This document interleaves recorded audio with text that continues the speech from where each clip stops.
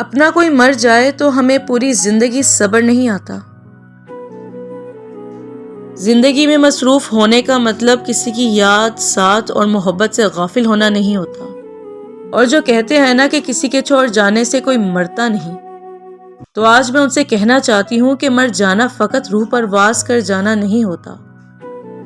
احساسات کا ختم ہونا، مسکراہٹیں بھول جانا، زندگی بے رونق ہو جانا، کہکہوں سے وحشت ہونا، اکیلا پن اچھا لگنے لگنا، خاموشی سے دل لگا لینا، کیا یہ سب مرنے کے مترادف نہیں؟